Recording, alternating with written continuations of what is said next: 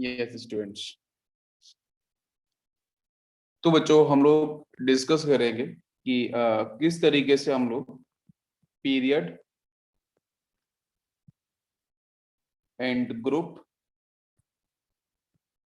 And बच्चों block, ठीक है, गिवन होंगे, है ना। जैसे एक इसके जो क्वेश्चंस आते हैं वो कैसे आते हैं, पहले तो मैं आपको वो बताता हूँ, ठीक है। इसके जो बच्चों क्वेश्चंस आते हैं वो दो तरीके से आ सकते हैं।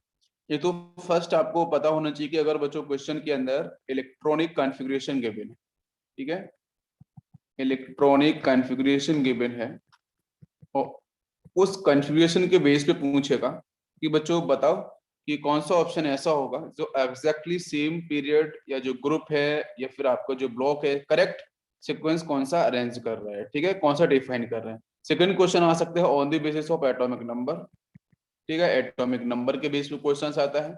वैसे एटॉमिक मास वगैरह पे क्वेश्चन नहीं आता है कि एटॉमिक मास लिख के दे देगा और फिर आपसे पूछेगा कि बताओ इनका पीरियड कौन सा है, ब्लॉक कौन सा है। वैसे मैं लिख जरूर देता हूँ कि बच्चों एटॉमिक मास के बारे में थोड़ा आइडिया आपको होना चाहिए, ठीक है। तो atomic number, atomic mass, generally question बच्चों इलेक्ट्रॉनिक कॉन्फ़िगरेशन के बेस पे आता है, एटॉमिक नंबर के बेस पे आता है, गिवन होगा आपको। हाँ बताना है कि पीरियड कौन सा है, ग्रुप कौन सा, उसका ब्लॉक कौन सा है। तो अपन सबसे पहले बच्चों बात करते हैं पीरियड, ठीक है। बहुत ही सिंपल सा लॉजिक से अपन बात करेंगे। वैसे तो आपको ये पीरियड निकालना, ग्रुप निकालना, ब्लॉक निकालना आपको बहुत अलग तरीके से बताया जाता है। वैसे मैं प्रीवियस सेक्शन में बता चुका हूँ आपको, ठीक है, जो लेक्चर हुआ था फ्राइडे को हुआ था उसमें बताया था मैंने कुछ सेक्शन। आज मैं फिर से थोड़ा सा इसको इजी मेथड से, ठीक है। एक्चुअली क्या है ना कि आपको जो मैं मेथड बताता हूँ वो आपको जनरली कहीं और नहीं मिलते होंगे। बिल्कुल सिंपल तरीके से एक्सप्लेन करता हूँ कि आपको बिल्कुल अच्छे से कनेक्ट हो जाए, ठीक है। तो बेटा पीरियड का मतलब बच्चों सिंपल सा लास्ट शेल। पीरियड का बेसिक मतलब है लास्ट शेल। लास्ट शेल का मतलब बेटा स्मॉल है, ठीक है। Small n is exactly largest value, ठीक है, this is the largest value. इसका मतलब बच्चों क्या है, दिस इज ए, जब हम इलेक्ट्रॉन्स की फिलिंग करते हैं तो फिलिंग करते समय बच्चों जो लास्ट इलेक्ट्रॉन है एग्जैक्टली जब लास्ट इलेक्ट्रॉन किस आपके सेल को डिफाइन कर रहा है, ठीक है, तो उसकी एन, एन तो आपको पता है सबसे बड़ा नंबर होता है, ठीक है। तो एन आपकी जो सबसे बड़ी नंबर होगी वही पीरियड को रिप्रेजेंट करेगी। जैसे एक में छोटा सा, जैसे हम फिलिंग करते हैं वो प्रिंसिपल को हम फॉलो करते हैं जिसमें बताया बेटा school school public school system मैंने बताया था आपको, एग्जैक्टली उसी को फॉलो करते हैं, ठीक है। तो देखते हैं जैसे आफो प्रिंसिपल तो वही है ना कि भाई 1s है, यहाँ पे 2s है, देन आपका 2p आता है, यहाँ पे 3s आता है, 3p आता है, 3d आता है। अपन इस तरीके से फिलिंग करते हैं बेटा, ठीक है, लाइक दिस। यहाँ पे 4s आएगा, ठीक है, इस तरीके से। तो ये आपका बेसिकली अबव प्रिंसिपल एनसीईआरटी के अंदर यही डायग्राम बना है, ठीक है, एनसीईआरटी के अंदर आप लोगों ने यही डायग्राम देखा होगा, लेकिन इसका इजी मेथड तो हम लोग पहले भी पढ़ चुके हैं।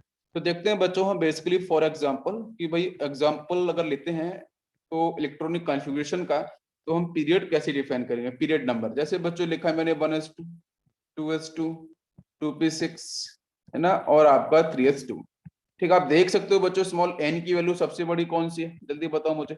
स्मॉल एन मतलब यहाँ पे प्रिंसिपल क्वांटम नंबर 1 है, यहाँ पे 2 है, यहाँ पे 2 है, यहाँ पे 3 है। तो एग्जैक्टली बेटा एन आपको सबसे जो लार्जेस्ट वैल्यू है उसको फॉलो करना है। तो 3 का मतलब बेटा जो पीरियड नंबर होगा वो क्या होगा, 3। मतलब ये जो कॉन्फ़िगरेशन होगा वो पीरियड नंबर 3 से बिलोंग करेगा एग्जैक्टली। जैसे बच्चों में अगर आपको क्वेश्चन दूं कि सिर्फ if atomic number that is equal to 26, if atomic number is equal to 26, तो हम कैसे बढ़ा, तो सबसे पहले आपको पता है कि इसका इलेक्ट्रॉनिक कॉन्फ़िगरेशन लिख लो और इसका पूरी कहानी बन जाएगी। हम लोग को स्मॉल एन की तरफ जाना है, स्मॉल एन मतलब ये आपकी होती है लार्जेस्ट वैल्यू, ठीक है, इसकी तरफ मुझे मूव करना है। तो फटाफट से बच्चों निकालते हैं अपन इसका इलेक्ट्रॉनिक कॉन्फ़िगरेशन। आपको पता है भाई स्कूल स्कूल वाले सिस्टम से ही निकालना है, तो पहले 1s2 हो जाएगा, है ना, 2s2 हो जाएगा, 2p से अप टू 20 तक तो आपको बहुत अच्छे से आना चाहिए। नेक्स्ट आपका 3s2 हो गया, नेक्स्ट आपका 3p6 हो गया, नेक्स्ट आपका 3d6 हो गया, नेक्स्ट आपका 4s2 हो गया, ठीक है। अब चेक करके देख लो यही कॉन्फ़िगरेशन होगा, करेक्ट। तो देखो बेटा यहाँ पे स्मॉल एन की वैल्यू सबसे लार्जेस्ट कहाँ पे है, ठीक है, ये तो 1 है, फर्स्ट ऑर्बिट का है, ये आपके सेकंड ऑर्बिट के हैं, ये आपके यहाँ पे थर्ड ऑर्बिट के हैं और ये आपका फोर्थ ऑर्बिट का है, ठीक है। वैसे इलेक्ट्रॉन्स की बच्चों हम लोग फिलिंग कैसे करते हैं, आप बताओगे मुझे, इलेक्ट्रॉन की फिलिंग हम लोग कैसे करते हैं, बताओ बच्चों। इलेक्ट्रॉन्स की फिलिंग अपन कैसे करते हैं, एनर्जी के सीक्वेंस पे ना, एनर्जी का सीक्वेंस होता है ना n+l, इसके अकॉर्डिंग हम लोग फॉलो करते हैं। जहाँ n+n सेम हो जाता है वहां पे स्मॉल n की तरफ मूव कर जाता है एनर्जी को निकालने के लिए, ठीक है। अच्छा, तो अब देखो बच्चों यहाँ पे मैंने क्या किया कि एक पर्टिकुलर एक सिक्वेंशियल एक साइंटिफिक पैटर्न में साइंटिफिक फैशन मैंने अरेंज कर दिया कि भाई पहला ऑर्बिट ये हो गया, सेकंड ऑर्बिट के ऑर्बिटल्स ये हो गए, और थर्ड ऑर्बिट के ऑर्बिटल्स आपके ये हो गए हैं, ठीक है। और फोर्थ आपका ये, तो 1 2 3 4 ये हमारा रेगुलर सीक्वेंस में 1 के बाद 2, 2 के बाद 3, 3 के बाद 4, 5 6 7 इस तरीके से आपको नंबर मिलते जाएंगे। तो देखो स्मॉल n को जरा चेक करो, सबसे बड़ी वैल्यू आपको 4 दिख रही है, तो हम बेटा फटाफट से बोल देंगे एग्जैक्टली कि इसका जो पीरियड होगा वो आपका 4 होगा। भाई बैलेंस सेल बात कर रहा हूं ना मैं, ठीक है। तो स्मॉल n की वैल्यू सबसे बड़ी जो होगी वही पीरियड नंबर को रिप्रेजेंट करेगी। ये बात सभी को समझ में आई है? बताइए, तो इसका पीरियड कौन सा बच्चों? 4th period. कोई कंफ्यूजन किसी को? नहीं। इसके बाद नेक्स्ट हम बात करते हैं, पीरियड आपको समझ में आ गया होगा एटॉमिक नंबर के बेस पे, या फिर आप इलेक्ट्रॉनिक कन्फिगरेशन के बेस पे आराम से निकाल सकते हो। नेक्स्ट बच्चों अपन बात करते हैं ब्लॉक।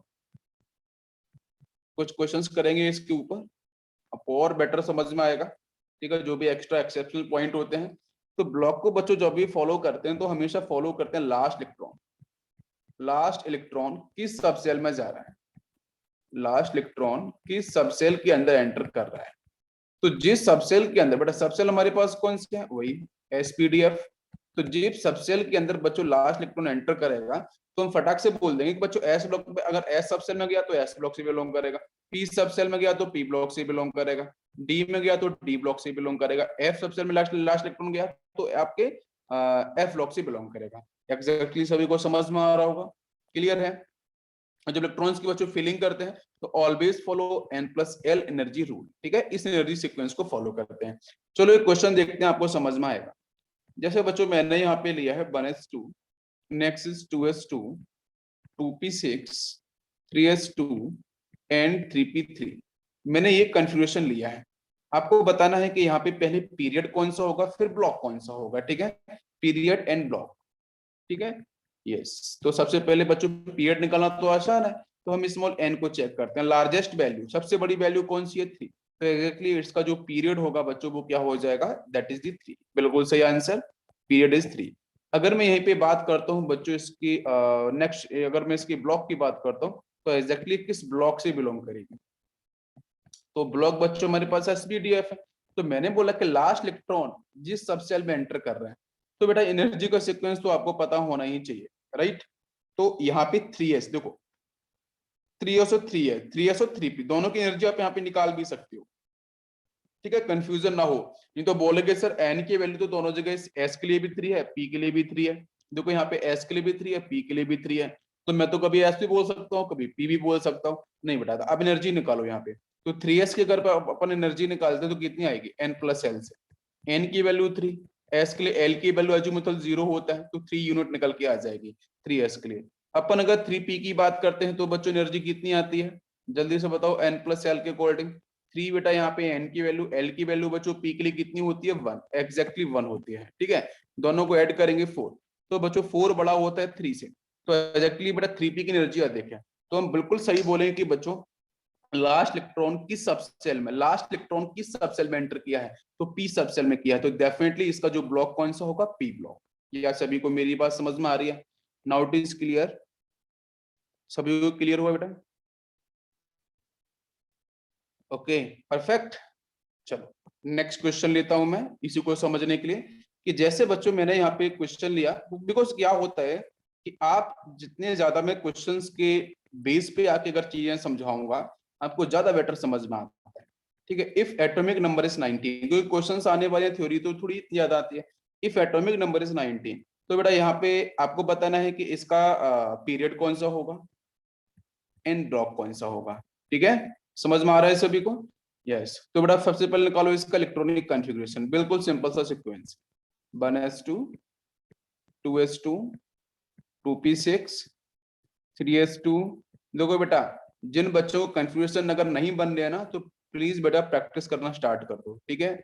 आप इलेक्ट्रॉनिक कन्फ्यूजन के लेक्चर्स हो चुके हैं, उनको आप लिखना स्टार्ट करो, हर एक एलिमेंट का एक दो बार लिख के देखोगे, आपका जो हाथ है ना वो चलना शुरू हो जाएगा। हाथ चलना तभी शुरू होगा जब आप प्रैक्टिस करते हैं, परफेक्ट है। अच्छा, तो अब बेटा ये कन्फिग्रेशन हो गया।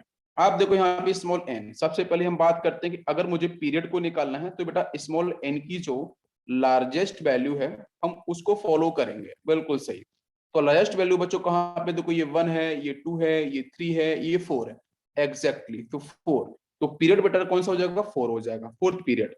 और अगर मैं यहाँ पे बात करता हूँ इसका आपका ब्लॉक कौन सा होगा, तो बेटा एनर्जी को निकालना बहुत जरूरी है, ठीक है, बिल्कुल।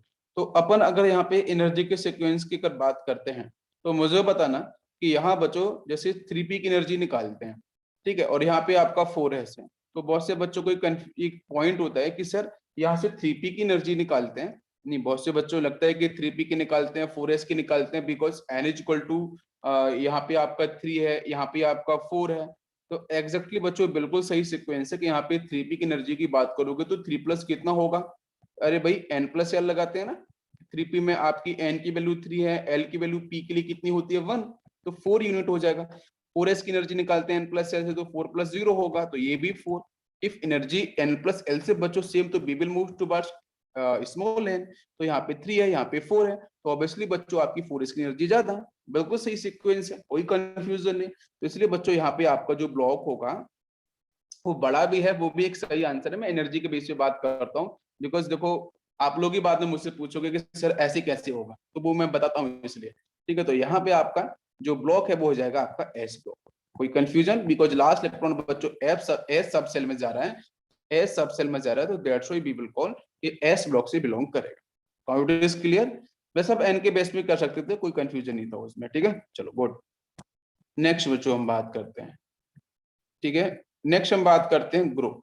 तो ग्रुप में हम सबसे पहले बात करते हैं, ग्रुप को निकालने के लिए आपको ब्लॉक देखना पड़ेगा, ठीक है, कि किस ग्रुप से बिलोंग कर रहा है। आपको ब्लॉक पहले पता होना चाहिए कि भाई एस ब्लॉक में कितने ग्रुप होते हैं, जल्दी बताओ मुझे। टू होते हैं, एक होता है आपका NS1 वाला और दूसरा होता है बच्चों NS2 वाला, ठीक है। दो ग्रुप होते हैं, group 1 and group 2। Group 1 is called alkali metals, group 2 is called Alcon earth metal, ठीक है। इसको अपन बोलते हैं group 1 and this is called group second. बच्चों बात क्लियर है, ठीक है, ओके। अब अगर मैं यहाँ पे, ये तो देखो प्लीज लिसन केयरफुली। अभी बच्चों अपन ने क्या बात करी, पीरियड कैसे निकालना है, मैंने बात करी ब्लॉक कैसे निकालना है, अब मैं बात कर रहा हूँ ग्रुप को लेके, राइट। तो बेटा ग्रुप को निकालना है तो ग्रुप आपको पता होना चाहिए कि एग्जैक्टली एस ब्लॉक में सीक्वेंस होता है। पहले बच्चों क्या निकालना अपन को, पीरियड, बिल्कुल सीक्वेंस वाइज है। फिर अपन को क्या निकालना है बच्चों, ब्लॉक। फिर अपन को क्या निकालना है, ग्रुप। तो PBG, पबजी पढ़ते हैं ना, अरे पबजी तो आप खेलते भी हो गए, अभी तो सीक्वेंस क्या हो गया, बहुत सारी चीजें बंद हो गई हैं, ठीक है, गवर्नमेंट के रूल्स की वजह से। तो इसको आप पबजी वगैरह तक याद रख सकते हो कि सबसे पहले किसको निकालना, ऐसा नहीं कि पहले ग्रुप निकालने बैठ जाओ, उल्टा उल्टा रास्ता नहीं चलना अपन को, ठीक है। पीरियड निकालना सबसे पहले आसान। अगर पीरियड पता चल जाएगा तो एग्जैक्ट बच्चों दिमाग में ना पीरियड टेबल की आपके दिमाग में बैठी है, बिल्कुल एक फिगर बैठा है, डायग्राम बैठा है पीरियड टेबल का, जो मैंने पढ़ाया था। तो अगर चौथे पीरियड से है, तीसरे पीरियड से है, तो आपको पता चलेगा एटलीस्ट, ठीक है। इस पीरियड से है तो at least last element noble gas की ये एटॉमिक नंबर होते हैं, तो इसका कहाँ पे फिट हो सकता है, ठीक है। फिर उसके बाद आपको पता चले कि अगर इसकी सिचुएशन कुछ ऐसी है तो वहां पे कौन सा ब्लॉक होगा, ठीक है। तो ब्लॉक के बारे में आपको आइडिया लग सकते हैं, ठीक है। फिर उसके बाद आपको ग्रुप पे आ जाना है, बिकॉज बच्चों ग्रुप क्या है ना, वो ब्लॉक के अंदर प्रेजेंट होते हैं कि भाई एस ब्लॉक है, पी ब्लॉक है, डी ब्लॉक है, एफ ब्लॉक है। एस ब्लॉक की बात करते हैं, दो ग्रुप होते हैं, तो आपको ब्लॉक पता होगा तभी तो ग्रुप पता चलेंगे ना, एग्जैक्टली। दूसरा बच्चों अगर मैं बात करूं यहाँ पे कि अगर आपको पी ब्लॉक की अपन बात करते हैं, पी ब्लॉक में कितने होते हैं, एक तो बोरॉन फैमिली है, कार्बन है, मतलब 3 से स्टार्ट होगा, हम 13 बोल सकते हैं, थर्ड ए बोल सकते हैं, ठीक है। हाँ exactly, third A, fourth A, fifth A and up to आपका जो आपकी इनर्ट गैसेस है, नोबल गैसेस है। तो आपको पी ब्लॉक के अंदर इतने सारे ग्रुप हैं, तो आपको ब्लॉक पता होना चाहिए, ठीक है। मेरी बात समझ में आ रही है। देन उसके बाद आपको यहाँ पे ग्रुप के बारे में आइडिया बैठ जाएगा, क्लियर हो गया। तो अगर मैं बच्चों यहाँ पे सेकेंड अगर मैं बात करूं, एस ब्लॉक तो आपको मैंने समझा दिया, ठीक है। अगर मैं बात करता हूँ पी ब्लॉक को लेके, तो पी ब्लॉक के अंदर बच्चों आपको ब्लॉक पता कैसे चलेगा बच्चों, कि लास्ट इलेक्ट्रॉन किस सब सेल में गया है। अगर वो पी सब सेल में गया है तो एग्जैक्टली क्वेश्चन मैंने किया था, तो वो पी ब्लॉक से बिलोंग करेगा, तो मुझे ब्लॉक पता चल गया। अब उस पी ब्लॉक में से हमारे पास बोरोन फैमिली है, कार्बन है, नाइट्रोजन है, ऑक्सीजन है, हेलोजन है, इनर्ट गैसेस है, तो कौन सा ग्रुप होना चाहिए। तो बच्चों आपको निकालना है हमेशा ग्रुप, कैसे निकालना होगा, 12 plus number of electron present in P sub shell, present in P subshell, ठीक है। बिकॉज पी सबसेल में जैसे दिखेगा कि लास्ट इलेक्ट्रॉन पी सबसेल में जा रहा है तो पी ब्लॉक से बिलोंग करेगा। तो हमें क्या करना है कि पी सबसेल जो लास्ट शेल होगी, P subshell exactly last subshell होगी, तो उस लास्ट शेल के अंदर जितने इलेक्ट्रॉन्स आपके होंगे वो इलेक्ट्रॉन्स का नंबर प्लस बच्चों इसमें 12 को ऐड कर देना है, तो आपको ग्रुप के बारे में आइडिया हो जाएगा। क्या आपको मेरी बात समझ में आ रही है? कोई कंफ्यूजन नहीं किसी बच्चों को? Now it is clear. हम एग्जांपल लेते हैं, आपको समझ में आ जाएगा, ठीक है। एस लोगों को कोई दिक्कत नहीं है, एस लोग का तो बच्चों फटाक से पता चलेगा। अगर एनएस बन दिखेगा तो समझ में आपको कौन सा ग्रुप दिख रहा है। भाई एस यहाँ भी है, एस यहाँ भी है, अगर एस में जाएगा 1 इलेक्ट्रॉन, ठीक है, या एस में जाए 2 इलेक्ट्रॉन तो एस ब्लॉक ही होगा। लेकिन 1 इलेक्ट्रॉन एस में जाएगा, if S is a valence shell exactly आपका एस ब्लॉक होगा। समझ में आ रहा है? अगर एस में जाएगा एस सबसे में 1 इलेक्ट्रॉन तो ग्रुप आपका फर्स्ट हो जाएगा। अगर एस में जाएंगे 2 इलेक्ट्रॉन तो आपका ग्रुप सेकंड हो जाएगा। अगर पी ब्लॉक की बात करेंगे तो उसमें ग्रुप कैसे निकालना है, 12 प्लस करना है number of electrons present in P subshell, और डेफिनेटली दिस पी सबसेल आपकी बैलेंस सेल होनी चाहिए, लास्ट सेल होनी चाहिए। समझ में आ रहा है सभी को? ओके, देखते हैं क्वेश्चन से, क्वेश्चन समझ में आएगा। जैसे बच्चों मान के चलो मैंने यहाँ पे लिया है if atomic number that is equal to 19, ठीक है। तो अब आपको बताना है पीरियड क्या होगा, इसका ब्लॉक क्या होगा और ग्रुप क्या होगा, ठीक है। ये सारी की सारी बातें आपको बतानी है। एटॉमिक नंबर गिवन है तो क्या करना है बेटा, सबसे पहले 19 का आपको निकालना है इलेक्ट्रॉनिक कन्फिग्रेशन। तो बहुत ही आसान है, कैसे निकालना है बच्चों? आप पता भी है कि सर ये किसका है, 20 किसका होता है बताओ मुझे, कैल्शियम का। तो ये किसका होता है, पोटेशियम का। आपको ऐसे भी पता चल रहा होगा। वैसे आप यहाँ कन्फ्यूजन निकालो, 1s2 2s2 2p6 हो जाएगा, 3s2 हो जाएगा, 3p6 हो जाएगा और 4s1 हो जाएगा, ठीक है बेटा। समझ में आ गया सभी को? यस। अब देखो जल्दी से इसको बच्चों पीरियड कौन सा होगा, मैंने पबजी, पबजी आप इसको सॉल्टर कैसे याद रखो, ठीक है। अच्छा तो देखो बेटा सबसे पहले पीरियड की बात करते हैं अपन। तो पीरियड बच्चों कैसे डिफाइन करते हैं कि स्मॉल एन की वैल्यू सबसे बड़ी कहाँ पे है, ठीक है। तो यस 4, तो यहाँ पे स्मॉल एन बच्चों कौन सा हो जाएगा, 4 लार्जेस्ट वैल्यू। तो पीरियड कौन सा हो गया, फोर्थ पीरियड। कोई कंफ्यूजन? नेक्स्ट बच्चों यहाँ पे अगर अपन बात करते हैं इसका ब्लॉक कौन सा होगा, तो ब्लॉक बच्चों कैसे निकालेंगे कि लास्ट इलेक्ट्रॉन किस सबसेल में एंटर कर रहा है। ऑब्वियसली बेटा अभी एनर्जी अपन ने निकाली थी, 4s की एनर्जी अधिक थी 3p से, तो आपका यहाँ पे हो जाएगा एस ब्लॉक। मैं अगर बच्चों बात करूं किस ग्रुप से बिलोंग करेगा, तो अब मैंने बताया कि अगर बच्चों आपको आइडिया हो गया कि अगर यहाँ पे आपका एस ब्लॉक है तो एस ब्लॉक के अंदर बच्चों आपके 2 ही ग्रुप होते हैं। एक ग्रुप आपका फर्स्ट होता है और एक ग्रुप आपका सेकेंड होता है। फर्स्ट ग्रुप का मतलब बच्चों है कि एस सबसेल में जा रहा है सिर्फ 1 इलेक्ट्रॉन, ठीक है। इसका कन्फिग्रेशन होता है जनरल 1 NS1, इसका होता है NS2। तो देखो बच्चों यहाँ पे क्या दिख रहा है, n की वैल्यू 4 है, मतलब दिस इज NS1। तो NS1 का मतलब आपका ग्रुप फर्स्ट हो गया। क्या सभी को मेरी बात समझ में आ रही है? जिसको अपन लोग फर्स्ट ए के नाम से कॉल करते हैं, या बच्चों हम लोग फर्स्ट ग्रुप भी हम लोग इसको बोलते हैं। क्या सभी को मेरी बात समझ में आ रही है? क्लियर हो गया? बहुत आसान था, कोई कंफ्यूजन किसी को नहीं है। नेक्स्ट क्वेश्चन लेता हूं, जरा आप मुझे करके देखो। नेक्स्ट क्वेश्चन बच्चों मैंने लिया कि इफ लाइक मैंने एलिमेंट आपको देता हूं, ठीक है। चलो मैं थोड़ा चेंज करके देता हूं। मैंने एक एलिमेंट दिया बच्चों आपको ब्रोमीन, ठीक है। ये ब्रोमीन एलिमेंट, इसका पीरियड कौन सा है, इसका ब्लॉक कौन सा है और इसका ग्रुप कौन सा है। वैसे आप निकाल पाओगे यहाँ से कि नाम से पता चल रहा है कि ब्रोमीन। अगर मैं यहाँ पे एटॉमिक नंबर लिख के देता कि सपोज 35, तो आपको आइडिया नहीं बैठता। और एग्जैक्टली अगर मैं 35 लिख के दूं, या फिर मैं actually this is atomic number, ठीक है। यहाँ पे एलिमेंट्स का नाम लिख के दे दिया, सिंबल दे दिया है, और दूसरा यहाँ पे आपका उसका इलेक्ट्रॉनिक कन्फिग्रेशन भी दे सकता है। तो यही कुछ पर्टिकुलर मेथड्स हैं, इन्हीं को हम बार बार रिवाइज करते रहते हैं। तो फटाफट से निकालो इसका इलेक्ट्रॉनिक कन्फिग्रेशन, आंसर बन जाएगा। क्या आंसर आएगा, 1s2 आ जाएगा, 2s2 आ जाएगा, 2p6 आ जाएगा, ठीक है, 3s2 आएगा, 3p6 आएगा, 4s2 आएगा एंड 3d10 आएगा। भाई डी भी आएगा ना? ओके, आपको अगर पता है ना तो आप तेरा चेक भी कर लो। Fluorine, chlorine, bromine and iodine. Fluorine is exactly belong from second period and chlorine is third period and this is fourth period. तो एग्जैक्टली बच्चों ये फोर्थ पीरियड से बिलोंग कर रहा है। तो अपन ने बहुत अच्छे से पढ़ा था, एक मेथड पढ़ा था ना वो, उसमें जब मैं इलेक्ट्रॉनिक कन्फ्यूजन पढ़ा था with the help of noble gas, तो मैंने आपको सीरीज 1s, पहले वाले में कौन सा 1s, सेकेंड वाले में क्या होगा 2s एंड 2p होगा, तीसरे वाले में 3s और 3p होगा, फोर्थ वाले में क्या होगा बच्चों 4s होगा, लास्ट में 4p होगा, बीच में 3d होगा।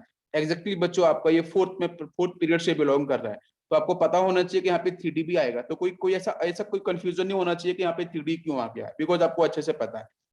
ठीक है, 3D तो आना ही चाहिए। और लास्ट में बच्चों कौन सा जगह 4P, और 4P यहाँ पे आपका 5, बिकॉज नो बल कैसे आप पूरा चेक करके देख लो, समझ में आ रहा है, कोई कंफ्यूजन नहीं किसी को।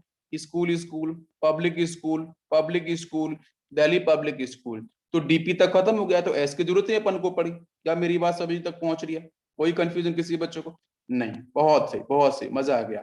तो बेटा आप जल्दी बताओ पीरियड कौन सा होगा इसका? पबजी, पबजी याद रखो हमेशा, ऑलवेज पबजी, ठीक है, वेरी इंपॉर्टेंट। इसी से निकालना है सीक्वेंस। यस बेटा, सबसे पहले तो बताओ ए स्मॉल, अगर आपको पीरियड निकालना है स्मॉल एन सबसे बड़ा कौन सा, ये तो इसका मतलब आपका पीरियड कौन सा हो गया? पीरियड हो जाएगा आपका 4। Any confusion? What is block? Block क्या है बेटा यहाँ पे? ब्लॉक क्या है जल्दी बताओ। एनर्जी भी निकाल दो तो भी पता चल जाएगा। अब बहुत से बच्चे सोच रहे हैं तो 3D और 4P की एनर्जी भी निकाल के दिखा दो, ठीक है। 4+1 होगी बेटा n+l से। इसकी एनर्जी कितनी होगी? 3+2 होगी। इसकी एनर्जी 5, इसकी एनर्जी भी 5। n+l फेल हो गया है, n पे मूव करोगे 4 आपका ज्यादा बड़ा होता है 3 से, तो 4P। बहुत सही, तो यहाँ पे कौन सा हो जाएगा बच्चों? Block P। अपन अगर बात करते हैं ग्रुप, तो आपको पता चल गया ना कि सर यहाँ पे जो आपका ब्लॉक है वो हमारा पी ब्लॉक है। अब पी ब्लॉक में कौन सा एलिमेंट होगा, मतलब किस ग्रुप से बिलोंग करेगा? तो एग्जैक्टली बच्चों यहाँ से आपका क्या होगा, मैंने बताया 12 plus number of electrons present in NS subshell. NS में कितने इलेक्ट्रॉन्स हैं? 5। तो बी विल एट 5 विद 12, तो what is the answer? Answer exactly बच्चों यहाँ पे 17 होगा। भाई बिल्कुल एकदम मलाई मक्खन की तरह है, समझ लो आप कॉन्सेप्ट को, बिल्कुल आसान है। समझ में आ रहा है? अरे निकाल पाओगे? चलो एक क्वेश्चन दो जल्दी से, मुझे एक क्वेश्चन देता हूं मैं, फटाफट आंसर बता देना। मैंने सपोज दिया है 43। चलो, if atomic number that is equal to 43, what is the answer? बताओ, सॉल्व करो। आपको मैं एक छोटी सी यहाँ पे एक और एक बता रहा हूँ कि मैं आपको एस के बारे में बता चुका हूँ, पी के बारे में बता चुका हूँ, अभी बच्चों बचा है डी। ठीक है, तो आपको डी ब्लॉक के बारे में भी डिस्कस करता हूँ, आप लोग इसका आंसर भी निकाल दो। ठीक है, तब तक 43 वाले एटॉमिक नंबर का पीरियड कौन सा है, ब्लॉक कौन सा है और ग्रुप कौन सा है। ठीक है, यस, ये तीनों आंसर आप निकाल दो जल्दी से। अच्छा, तो अगर बच्चों मैंने 43 वाला दिया है तो आप इसको फॉलो कर सकते हो। आपको पता है नोबल गैस का सिर्फ पता होना चाहिए, और वहां से आइडिया बैठ जाएगा कि सर किस पीरियड से बिलोंग कर रहा है। ठीक है, बिल्कुल मैं इजी बता रहा हूँ, आप ऐसे कर सकते हो। वो दिमाग पे डिपेंड करेगा। ठीक है, आपने किस तरीके से सोच रहे हो, आपके पास सारी चीजें मैंने दे दी है, हर ताले की चाबी आपके पास, आप कर सकते हो। चलो, तो मैंने बच्चों डी ब्लॉक के बारे में बात करते हैं। ठीक है, तो डी ब्लॉक के बारे में अगर आपको पता चला कि if last electron D subshell में जा रहा है तो it is belong from D block. तो डी ब्लॉक में तो सर बहुत सारे ग्रुप होते हैं, तो किस ग्रुप से होना चाहिए? तो बेटा इसमें ग्रुप भी निकालने का तरीका है। तो ग्रुप अपन कैसे निकालते हैं, जब भी डी ब्लॉक से बिलोंग करेगा कोई भी एलिमेंट, तो कौन सा ग्रुप होना चाहिए? तो बेटा इजी ट्रिक है, 2 plus number of electrons present in n-1d। आपको पता होना चाहिए कि बेटा फोर्थ पीरियड में जब n की वैल्यू 4 होती है तो 3d लॉन्च होता है, तो मतलब एक वैल्यू कम होती है ना, इसलिए लिखा है मैंने n-d। वैसे भी हम लोगों ने कैलकुलेशन पढ़े हैं 3d के, 4d के, 5d के, है ना, सारी सीक्वेंस हमने पढ़े। 3d और 4s आता है 3d के अंदर, आपको पता है ना 3d सीरीज के अंदर, तो 3d आता है, 4s आता है। इसके बाद आपका नेक्स्ट आपके फिफ्थ में कौन सा आता है? बताओ बेटा, 4D सीरीज की बात करें तो, या फिर फिफ्थ पीरियड की बात करो तो वहां पे कौन आता है? 4D आता है, 5s आता है। अपन ने सारी कंफ्यूजन अच्छे से पढ़े हैं। ठीक है, अच्छा, तो क्या करना है? 2 करना है प्लस नंबर ऑफ इलेक्ट्रॉन्स। अब ये 2 बच्चों ऐड क्यों करना है, कोई बताएगा मुझे? लॉजिक बैठ रहा हुआ आपका कि भाई 2 ऐड करने के पीछे लॉजिक है बेटा, एस ब्लॉक। एस ब्लॉक के अंदर 2 ग्रुप होते हैं, तो उनको तो निकालना पड़ेगा ना साइड में, उनको तो बाहर धक्का मार के निकालना पड़ेगा ना, इसलिए दो का मैंने एडिशन किया था। मैंने पी ब्लॉक की बात करें तो बच्चों वहां पे अपन ने 12 किया था, राइट? 12 क्यों किया था? बिकॉज बच्चों S block plus plus D block के जो ग्रुप हैं, 10 आपके डी ब्लॉक के ग्रुप हैं, 2 आपके एस ब्लॉक के ग्रुप थे, तो 10 + 2 12। 12 अपन इसलिए बाहर निकालने के लिए 12 को ऐड कर देते हैं, तो बाकी जो पी सेक्शन में बचे इलेक्ट्रॉन्स वो ऐड करेंगे तो पी पे पहुंच जाएंगे। बिल्कुल सही लॉजिक है, कोई रटने की जरूरत नहीं पड़ रही है। एग्जैक्टली, इन्होंने केमिस्ट्री रटना नहीं है मेरे साथ, खासकर मेरे साथ तो नहीं रटना है। ठीक है बिल्कुल। तो यहाँ से बच्चों क्या होगा, number of electrons present in n-d subshell. तो n-d सबसेल के अंदर जो भी इलेक्ट्रॉन्स प्रेजेंट होंगे उनको ऐड करना है इस 2 के साथ, आंसर आपको पता चल जाएगा। तो जल्दी से अपन स्टार्ट करें। फिर 43 का आंसर आया है सभी का? 43, ओहो 7th पीरियड, 7th ग्रुप आ रहा है, sorry. Yes, it is correct answer, 7th group is correct answer. चलो लेट्स ट्राई, देखते हैं आप लोगों ने किया होगा, मैं उसको पूरा करता हूं। देखो बेटा, atomic number is equal to मैंने 43 दिया था, ठीक है। तो आप ना इसका कन्फिग्रेशन निकालो। मैं तो वही हमेशा बोलूंगा, बिकॉज कन्फिग्रेशन पता है, इलेक्ट्रॉनिक कन्फिग्रेशन तो मोर देन 50% आपकी इनऑर्गेनिक अच्छी होती है ऑलरेडी। तो 2s2, 2p6, 3s2, 3p6, 4s2, 3d होगा, 4s के बाद 3d आ जाएगा 10, फिर बच्चों आ जाएगा 4p6 और लास्ट में 5s, कितना कितना होगा 2 होगा। अब चेक कर लो। यस, क्या ये सभी को बात समझ में आ रही है? This is complete electronic configuration. आप यहाँ पे स्कूल स्कूल के हिसाब से भी निकाल सकते थे, school school, public school, public school, Delhi public school. क्या बच्चों समझ में आ रहा है मेरे भाई? मैं वही रूल को फॉलो कर रहा हूँ जो आपको सिखाया था। क्लियर? कोई कंफ्यूजन किसी को नहीं? अच्छा, अगर अगर बच्चों में बात करूं कि what is the mean of period, what is the mean of period? यार सही हुआ है, देख लो एक बार, कोई कंफ्यूजन नहीं होना चाहिए। बिल्कुल देख लो ध्यान से देख लो, कोई गलती नहीं होनी चाहिए भाई। 43 हो गया ना? अब एक बार चेक कर लो। भाई 2 और 2 4, 6 10, 12, 6 18, ठीक है। 2 20, 20 और 10 कितना हो गया? 30, 30 और 36, अजून 5, अजून 5, यस, अजून 5 का मतलब 40 आ जाएगा। हाँ, मराठी समझ में आ रही है मेरे को। 45। ओके, अब ठीक है, अब चेक करो, चेक करो, लेट्स चेक। यहाँ तक हो गया था 40 सॉरी 30 होता, 30 और 36, 32 और 38 हो जाएगा, राइट? 38, 38, 8 और 5 आपका 43। Okay okay, clear? बिल्कुल सही, ध्यान रखना है बेटा। 45 आ गया, बहुत सही है। ये कन्फ्यूजन आपका हो गया। अब हम बात करेंगे कि बच्चों इसका पीरियड कौन सा होगा, कौन सा पीरियड होगा। तो मैं बच्चों पीरियड को जब भी निकालता हूँ, ऑलवेज फॉलो स्मॉल एन की वैल्यू सबसे बड़ी होनी चाहिए, लार्जेस्ट वैल्यू होनी चाहिए। तो लार्जेस्ट बच्चों कौन सी है, जल्दी बताओ मुझे, लार्जेस्ट कौन सी है? लार्जेस्ट आपकी 5, 5, 5 देख रहे हो ना, 5s, बिल्कुल सही। 5 को अपन टिक कर देंगे, खत्म कहानी, हो गया। पीरियड कौन सा हो गया? 5वां पीरियड। Any confusion? अरे किसी को कंफ्यूजन हो रहा है? नहीं। नेक्स्ट बच्चों बात करते हैं ब्लॉक। ब्लॉक कौन सा होगा? लास्ट इलेक्ट्रॉन की सब सेल में जा रहा है, इलेक्ट्रॉन की फिलिंग करते हैं तो एनर्जी का सीक्वेंस फॉलो करते हैं, एनर्जी का सीक्वेंस फॉलो करते हैं तो वहां से आंसर बनेगा। बताओ बेटा। हम बहुत से बच्चे बोल देंगे सर लास्ट इलेक्ट्रॉन एस में जा रहा है, बिकॉज 5 सबसे बड़ा है। बेटा सबसे बड़ा जो है ना वो निकालते हैं पीरियड के लिए, ठीक है, स्मॉल एन। लेकिन एनर्जी के अकॉर्डिंग बात करते हैं, ठीक है, एनर्जी के अकॉर्डिंग बात करेंगे तो कौन सा होगा? 4D। क्या सही कह रहा हूं मैं, ये गलत कह रहा हूँ? डी होगा, बिल्कुल सही। Block is D block. अगर मैं बात करता हूँ ग्रुप, अगर बेटा डी ब्लॉक से बिलोंग कर रहा है तो एग्जैक्टली कैसे निकलना है? मैंने फॉर्मूला 2 प्लस कितना ऐड करना है? 2 plus number of electrons present in D. D का मतलब बच्चों यहाँ पे ये 5। भाई अरे भाई मेरे भाई वही तो करना है ना, 40 के साथ ही तो बात करना है, बिल्कुल सही। तो यहाँ पे 5 को अपन को ऐड कर देना है जी भाई, 5 इलेक्ट्रॉन्स दिख रहे हैं ना, क्लियर? अच्छा, तो यहाँ पे कितना हो जाएगा? 7। तो एग्जैक्टली बच्चों आपका ये, हम क्या बोल सकते हैं, नंबर 1 2 3 4 5 6 7, सेवेंथ ग्रुप बोल सकते हैं। या फिर अपन उसको जो बी वाला सीक्वेंस था उसके अकॉर्डिंग बोल सकते हैं, ठीक है। अब बात समझ में आ गई? किसी को कोई बड़ा कंफ्यूजन तो नहीं है? ये वो जल्दी क्लियर कर दो मुझे। बहुत सही। Next, atomic number is equal to 23। Atomic number is equal to 23, जल्दी सॉल्व करो और निकालो answer. Atomic number is equal to 23 बेटा, क्या आंसर होगा? 1s2, 2s2, 2p6, 3s2, 3p6, 4s2। बेटा देखो 20 के बाद 3d सीरीज स्टार्ट होती है, अगर आपको अच्छे से पता है।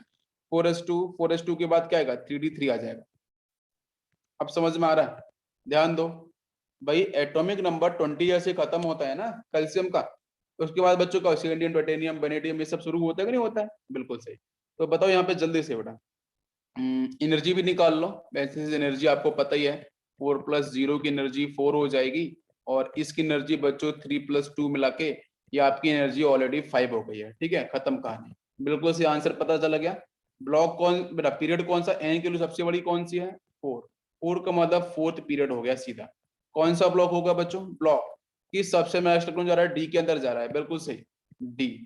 एग्जैक्टली बच्चों मैंने आपको बताया था कि 4s यहाँ पे लिखा जरूर ऐसे पहले गया है, लेकिन एग्जैक्टली बच्चों 4s को हमने अपने बाद में भी लिखा था, आपको अगर पता होगा।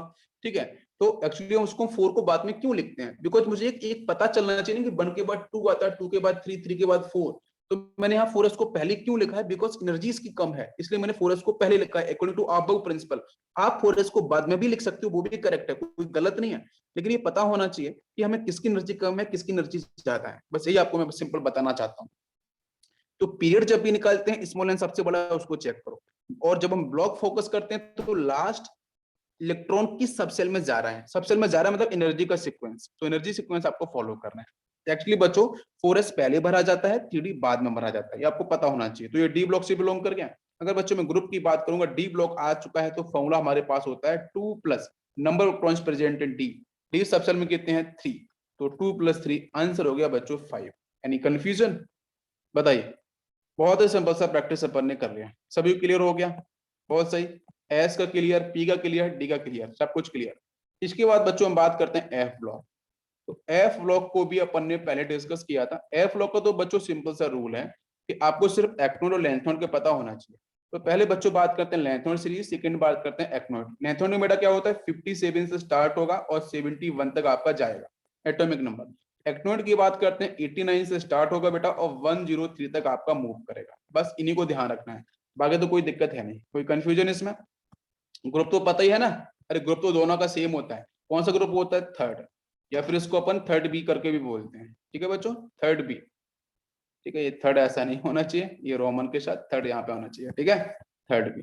तो इसको हम 3b बोलते हैं या फिर हम थर्ड बोल सकते हैं, बिकॉज दोनों का तो आपका सेम होता है। If we move towards period, तो लेट्स चेक बेटा इसका पीरियड कौन सा होगा, 6 पीरियड होगा। ठीक है, लेंथ नोट ऊपर होती है, इससे कौन सा पीरियड होगा, 7th पीरियड होगा। तो इसकी कहानी तो बच्चों पहले से ही सबको पता होती है, कोई कंफ्यूजन नहीं। अगर क्लियर सभी को, कोई दिक्कत नहीं। एटॉमिक नंबर 24 का निकालो जल्दी से। Atomic number is equal to 24, निकालो बच्चों आंसर, क्या होगा। इंपॉर्टेंट है ये, मैं पहले बोल देता हूँ, इट इज इंपॉर्टेंट। ठीक है, ये अच्छा है क्वेश्चन, ध्यान दो। बताओ बच्चों जल्दी से answer, if atomic number is equal to 24 क्या आंसर होगा, जल्दी से बताओ मुझे। कंफ्यूजन बच्चों पहले लिख लो। मैंने बोला था बच्चों स्कैंडियम, मैंने पूरा सीरीज आपको है 3D सीरीज का, scandium, titanium, vanadium, chromium, manganese, iron, cobalt, निकल, कॉपर, जिंक। तो जहाँ पे कॉपर एंड क्रोमियम दो को याद रखना था, मैंने स्टार्ट किया था ना, कॉपर और क्रोमियम उन दोनों को याद रखना था, बाकी कहानी तो बिल्कुल आसान थी। ठीक है, या 6 पीरियड, अच्छा ठीक है, नेक्स्ट चेक। तो बच्चों यहाँ पे पहले इसका कंफ्यूजन के बाद को 1s2 होगा, 2s2 होगा, 2p6 होगा, नेक्स्ट 3s2 होगा, नेक्स्ट आपका 3p6 होगा, इसके बाद 4s1 आएगा, 4s1 पहले भरा जाएगा, फिर आपका 3d4 होना चाहिए था, मतलब 4s2 होना चाहिए था, एग्जैक्टली आपका 4s2 होना चाहिए था, 3d4 होना चाहिए था, राइट। 24 में ये होता है ना। तो यहाँ पे हुआ गया कि 4s इलेक्ट्रॉन्स ने उधार ले लिया, तो 3d4 से 3d5 हो गया। अगर आपको पता है कन्फिग्रेशन, मैंने बहुत अच्छे ढंग से बताया था आपको, ठीक है, वहां पॉइंट आउट किया था। तो बच्चों ये आपका 4s1 और यहाँ पे आपका 3d5, बस यहीं से कहानी बनने वाली है। तो एग्जैक्टली बच्चों अगर मैं इसकी पीरियड की बात करूं, आप क्या बोलोगे, किस पीरियड से बिलोंग कर रहा है। एन के लिए सबसे बड़ी कौन सी है, 4, भाई 4 से पीरियड से बिलोंग कर रहा है। इसका ब्लॉक कौन सा होगा, तो ब्लॉक बच्चों कोई कंफ्यूजन नहीं, देख लो लास्ट इलेक्ट्रॉन। ठीक है, किस में जा रहा है, भाई 4s से उधार ले लिया, ऐसा मतलब बोलना कि 4s इनकम्प्लीट है, ऐसा नहीं है। तो कहां से बिलोंग करेगा, डी से बिलोंग करेगा। अगर बच्चों में इसके ग्रुप की बात करूं तो फिर क्या होगा, डी से बिलोंग कर रहा है, 2 प्लस नंबर ऑफ इलेक्ट्रॉन्स कितने प्रेजेंट हैं 5, तो क्या बोलेंगे हम 7 से, 7 ग्रुप से बिलोंग कर रहे हैं। बताइए मुझे, क्या ये क्लियर है।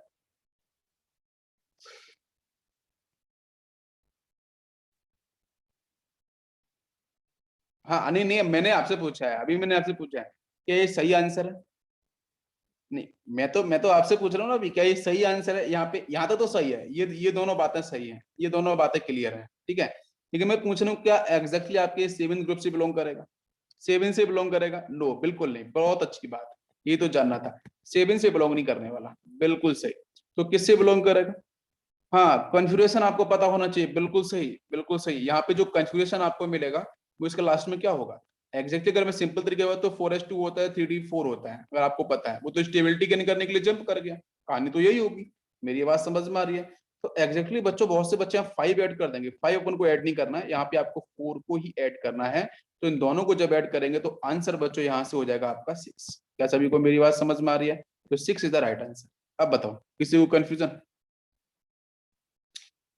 कोई दिक्कत, कोई कंफ्यूजन नहीं। 29 का निकालो जल्दी से।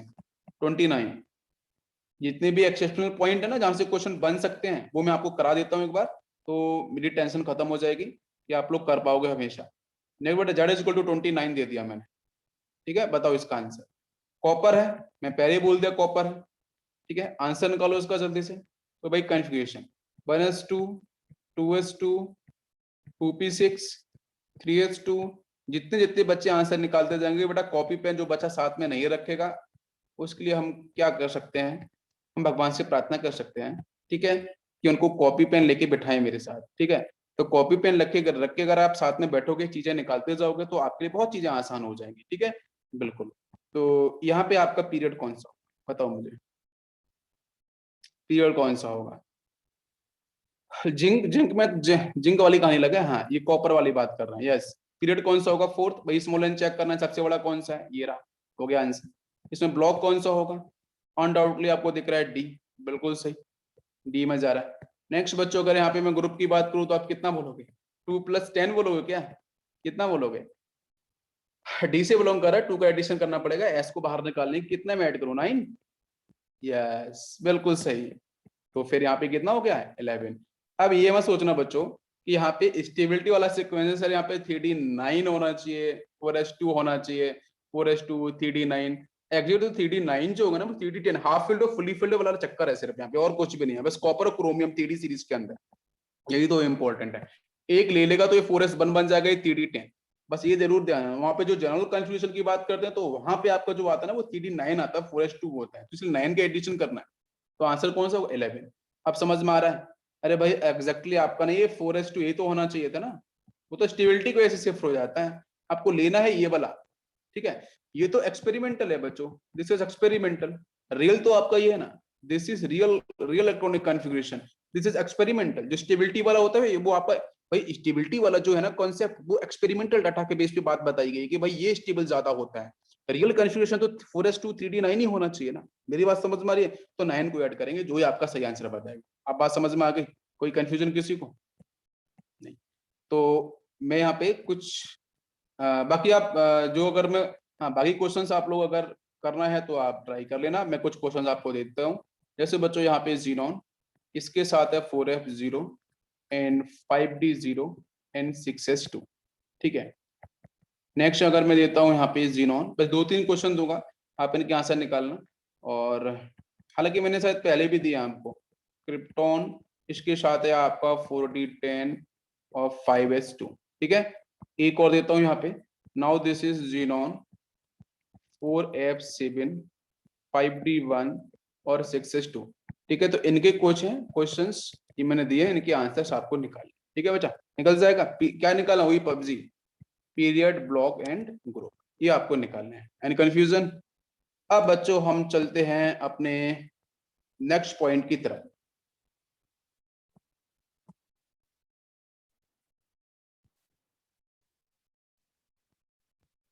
देखो बच्चों स्टार्ट करते हैं अपन।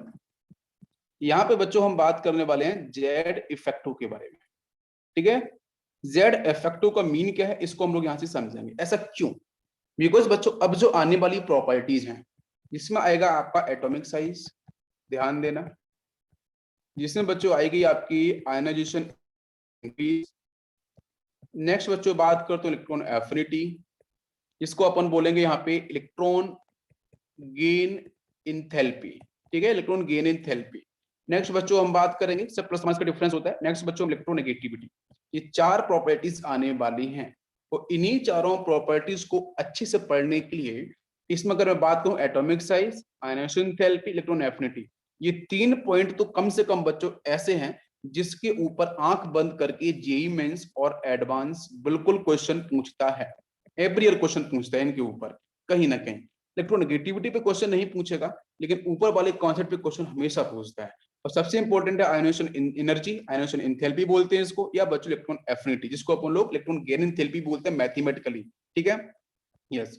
तो ये तीनों कॉन्सेप्ट आपके लिए इंपॉर्टेंट, तो इन तीनों कॉन्सेप्ट को समझना है कि साइज लेफ्ट टू राइट जाने पे क्या करेगा, इंक्रीज डिक्रीज कैसे होगा, टॉप टू बॉटम आने पे ग्रुप के अंदर साइज किस तरीके से इंक्रीज करेगा, कैसे डिक्रीज करेगा। ऐसे पता होगा 9th क्लास में अपन पढ़ते हैं कि इधर से इधर लेफ्ट टू राइट जाने पे साइज छोटा होता है, टॉप टू बॉटम आने पे सर साइज बढ़ता है, ये हम सब पढ़े होते हैं, ठीक है।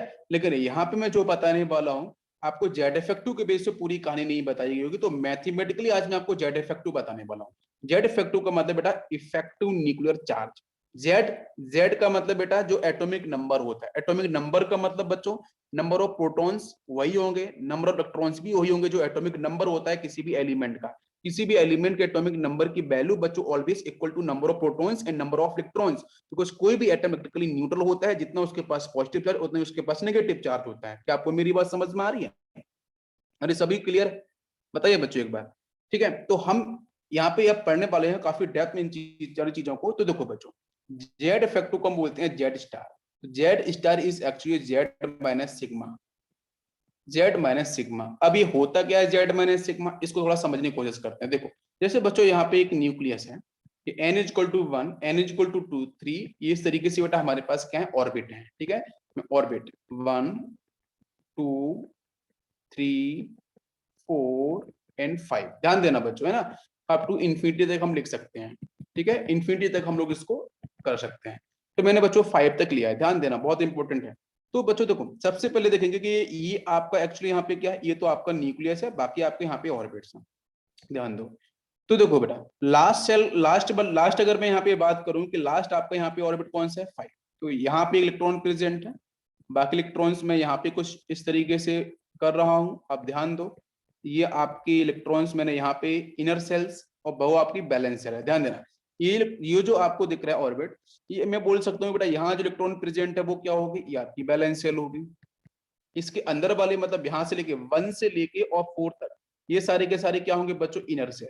क्या होंगे, ये सारे के सारे इनर सेल होंगे। समझने वाली बात है, मजेदार बात है, समझ में आएगा, ध्यान देना बच्चों। मैं अगर आपसे पूछता हूं कि यहाँ पे कितने टाइप के फोर्स आपको दिख रहे हैं, तो बच्चों 2 टाइप के फोर्स यहाँ प्रॉपरली दिखते हैं, force of attraction and force of repulsion. Force of attraction किस किस के बीच में होता है वो समझने वाली बात है, ध्यान देना बेटा। ये जो आपका मतलब जो आपके प्रोटॉन और इलेक्ट्रॉन इन दोनों के बीच में जो फोर्स होगा, बिकॉज अपोजिटली चार्ज है। प्रोटॉन बच्चों कहाँ प्रेजेंट है, न्यूक्लियस, तो प्रोटॉन का मतलब हो गया आपका न्यूक्लियस। तो न्यूक्लियस और जितने भी इलेक्ट्रॉन्स यहाँ प्रेजेंट हैं उन दोनों के बीच में जो फोर्स ऑफ अट्रैक्शन, जो आपका फोर्स वर्क कर रहा होगा, ये सारा का सारा बच्चों फोर्स कौन सा होगा, ये फोर्स ऑफ अट्रैक्शन होगा। क्या सभी को मेरी बात समझ में आ रही है? लास्ट तक अगर मैं बात करूं, ये सारे के सारे बच्चों फोर्स ऑफ अट्रैक्शन होंगे। अगर फोर्स ऑफ रिपल्शन की बात करूं तो कौन कौन से होंगे, तो बेटा इलेक्ट्रॉन और इलेक्ट्रॉन के बीच में, ध्यान दो, इलेक्ट्रॉन और इलेक्ट्रॉन के बीच में जो आपका फोर्स होगा वो फोर्स ऑफ रिपल्शन बोला जाएगा।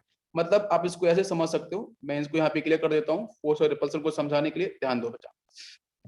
फोर्स और रिपल्शन कौन सा भाई, इस इलेक्ट्रॉन के साथ इलेक्ट्रॉन का जो फोर्स होगा, यहाँ पे जो फोर्स होगा, ये जो फोर्स वर्क कर रहा होगा भाई सिमिलर चार्ज वाले हैं यहाँ पे, तो ये सारे के सारे जो आपके यहाँ पे जो फोर्स होंगे वो फोर्स और रिपल्शन बोले जाएंगे भाई, सिमिलर चार्ज है, निगेटिवली चार्ज दोनों ही है।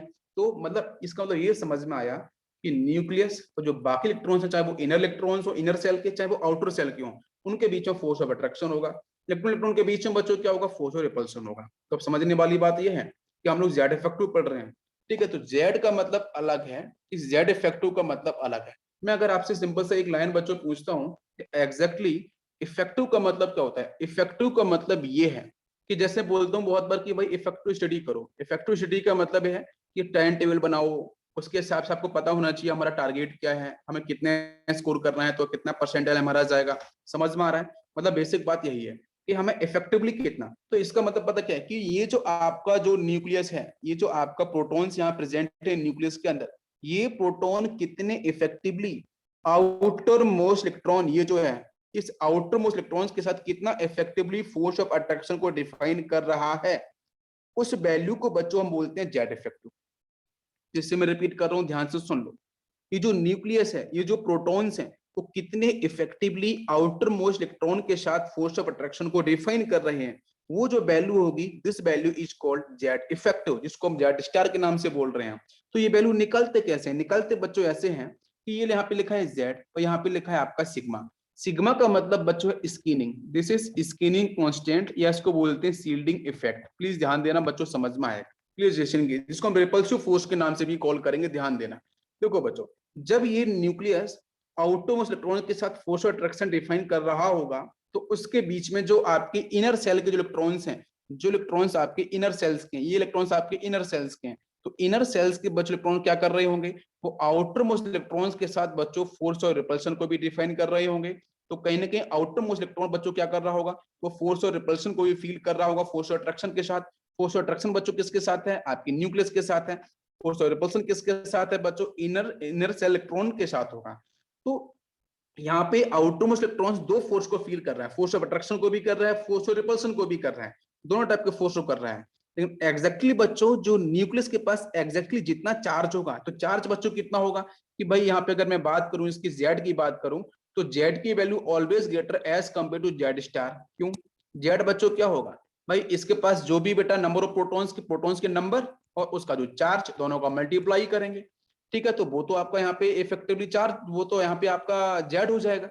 लेकिन जेड स्टार क्या होगा, जेड स्टार बच्चों जो आपका जेड स्टार जो वैल्यू होगी, जेड स्टार वो वैल्यू होगी कि कितना force of attraction outer most electron के साथ डिफाइन किया जा रहा है। तो रिपल्शन को माइनस करना पड़ेगा ना, तो रिपल्सिव फोर्स बच्चों कौन सा होगा, ये इलेक्ट्रॉन्स के, ये जो इनर इलेक्ट्रॉन्स है ना, रिपल्सिव फोर्स होगा इस आउटर मोस्ट इलेक्ट्रॉन्स के साथ।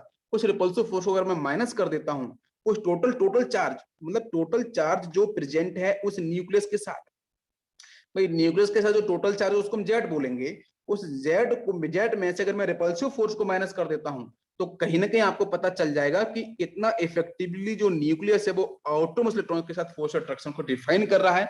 वही आपका होता है जेड इफेक्ट। अब बात समझ में आई क्या, नाउ इट इज क्लियर। बहुत सिंपल सा है, समझ में आया सभी को।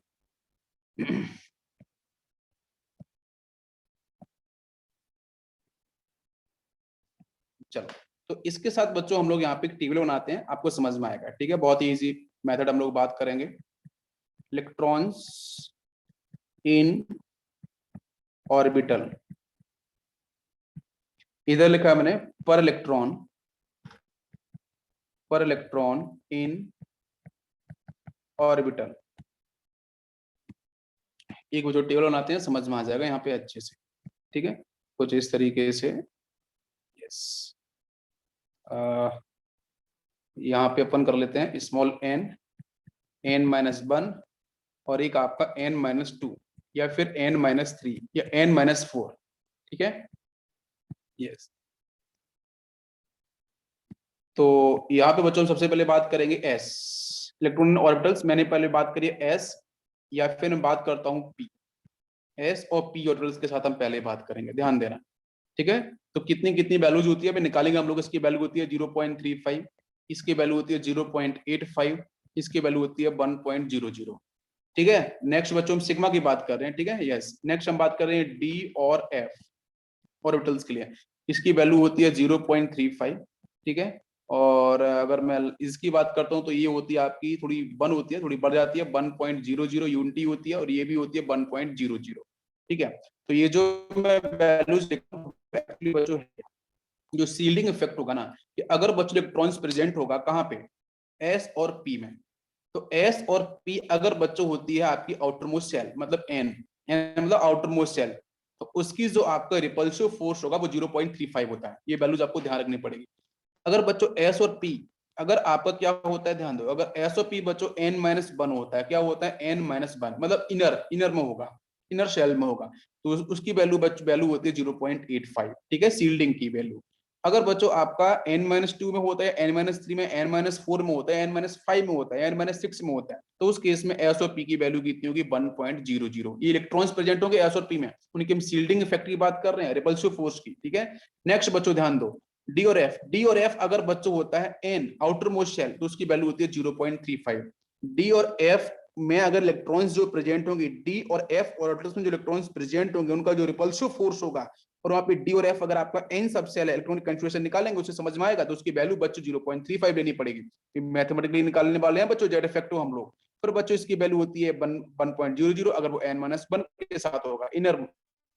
अगर बच्चों n-2 का मतलब एंटी पेनल्टीमेट सेल, तो उस केस में उसकी वैल्यू होती है 1। क्या रखना है, एक तो 0.35, बाकी आपका 0.85। एक तो इस वैल्यू ध्यान रखना, एक ये वैल्यू और एक ये वैल्यू, बाकी सारी वैल्यूज आपकी 0 होती हैं। अब ये बात समझ में आ रही है, बताइए जरा। यहाँ पे इस टेबल को मैं एक अलग तरीके से बता सकता हूँ। जैसे बच्चों ये आपका ये फर्स्ट ऑर्बिट हो गया है, ये सेकेंड हो गया है ना, एंड ये आपका यहाँ पे थर्ड हो गया है, एंड नाउ दिस इज 4। ये कुछ मैंने ऐसे ले लिया, ठीक है। बीच में आपका न्यूक्लियस है, तो मैं अगर बोलूँ कि भाई ये आपका आउटर मोस्ट शेल है, एन हो जाएगा, एन सेल, ये n-1 होगा। इसकी बात करेंगे तो n-2 होगा ये, और सबसे अंदर वाले की बात करेंगे तो n-3 होगा। कोई यही सीक्वेंस होगा, ठीक है। तो अभी जो n मतलब ये आउटर मोस्ट शेल है, ठीक है, इसकी एनर्जी कितनी होगी तो वो आपको पता होना चाहिए, मैंने डिस्कस भी किया था। तो इसकी एनर्जी बच्चों कितनी होगी बताइए। ये इनर मोस्ट वालों की तो 1-1 होती है, इसकी भी 1.00 होगी, n-2 वाले की भी 1.00 होती है, ठीक है, वो कहीं भी प्रेजेंट हो। फिर n-2 n-3 की समझ में आ गया 1.00। अभी टेबल में n-1 की वैल्यू कितनी होती है, वो 0.85, ठीक है। अगर n की बात करते हैं तो ये कितना होगा 0.35। मतलब न्यूक्लियस तो यहाँ पे होगा ना, अरे न्यूक्लियस तो यहाँ पे होगा, सीक्वेंस कुछ ऐसा होगा, ठीक। तो जो NH सेल होगा उसके साथ जो रिपल्सिव फोर्स की बात कर रहे हैं वो ये वैल्यूज आपको देखने को मिलेंगी। अभी इसी चीज को हम लोग क्वेश्चन से समझेंगे, ठीक है। यहाँ तक बात समझ में आ गई, क्लियर? बताओ बच्चों, यहाँ तक बात क्लियर हुई कि नहीं हुई?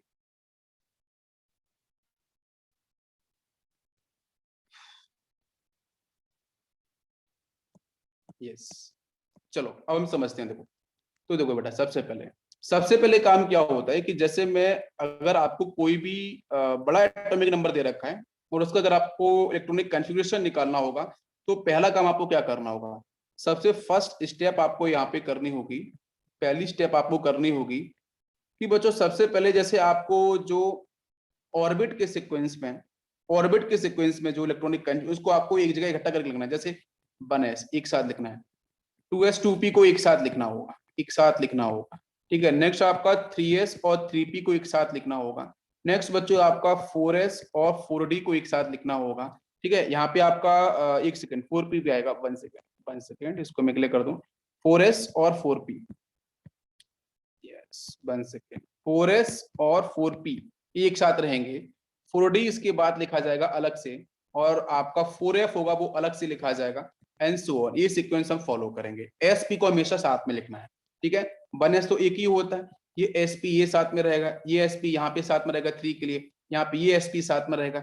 d आपका 1 होता है, इसकी वैल्यू भी 1 होती है, इनको आपको अलग करके लिखना है। तो पहले तो आपको ये पता होना चाहिए कि जब भी इलेक्ट्रॉनिक कॉन्फ़िगरेशन आपको दिया जाएगा या फिर आपको एटॉमिक नंबर दिया जाएगा, तो उस केस में जब आप इलेक्ट्रॉनिक कॉन्फ़िगरेशन निकालोगे, तो निकालने के बाद आपको किस तरीके से कॉन्फ़िगरेशन को अरेंज करना है।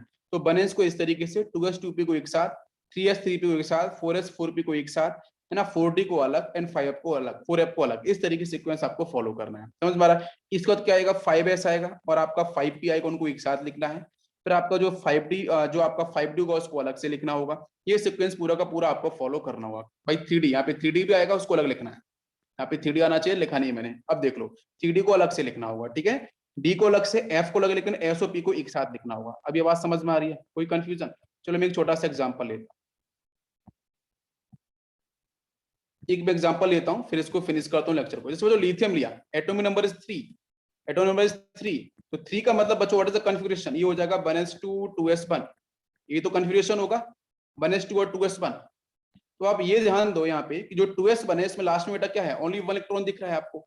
भाई जो रिपल्सिव फोर्स होगा, मुझे जेड निकालना है, तो जेड कैसे निकालेंगे कि ये आउटर मोस्ट इलेक्ट्रॉन्स है, और ये आउटर मोस्ट इलेक्ट्रॉन न्यूक्लियस के साथ कितना फोर्स और अट्रैक्शन डिफाइन करेगा, वही वैल्यू आपकी जेड स्टार की होगी, मतलब इफेक्टिव न्यूक्लियर चार्ज की होगी। तो क्या करेंगे, माइनस करेंगे ना।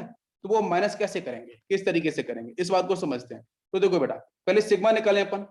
तो सिग्मा मतलब जो स्किनिंग वाली वैल्यू है, जो रिपल्सिव वाली वैल्यू है, रिपल्सन फोर्स कितना है, पहले उसको निकाल लेते हैं। तो रिपल्सिव फोर्स यहाँ पे कैसे निकालेंगे, रिपल्सिव फोर्स बच्चों निकाला जाएगा कि भाई इस इलेक्ट्रॉन का जो अट्रैक्टिव फोर्स है वो निकालना है। तो रिपल्सिव फोर्स बच्चों किसकी वजह से होगा, इन दो इलेक्ट्रॉन्स की वजह से इस इलेक्ट्रॉन के ऊपर होगा। बात समझ में आ रही है? जो इनर इलेक्ट्रॉन्स हैं, 1s के पास जो इलेक्ट्रॉन्स प्रेजेंट हैं दो, वो दोनों इलेक्ट्रॉन्स बच्चों क्या करेंगे, 2s इलेक्ट्रॉन्स को रिपल्सिव फोर्स कराएंगे। तो वही निकालना आपको यहाँ पे सिग्मा, सिग्मा मतलब रिपल्सिव फोर्स। तो कितना होगा, दो इलेक्ट्रॉन्स हैं इनटू। अब ये देखो बच्चों, यहाँ पे क्या है, ये आपको जो दिख रहा है इसकी वैल्यू क्या होगी, आप बताओ मुझे। ये तो n हो गया, ये n-1 हो गया। तो n-1 के अंदर कितनी वैल्यूज थी, मैंने बोला था बेटा कितनी थी, 0.85। तो 0.85 का मल्टीप्लाई करो, ये 1.7 निकल के आ जाएगा। Sigma is 1.7। अगर आपको जेड स्टार निकालना है तो जेड की वैल्यू बच्चों कितनी होती है, लिथियम के लिए 3 होती है, माइनस 1.7 करेंगे तो इफेक्टिव न्यूक्लियर चार्ज की वैल्यू 1.3 आपकी निकल के आ जाएगी। क्लियर हो गया यहाँ तक? चलो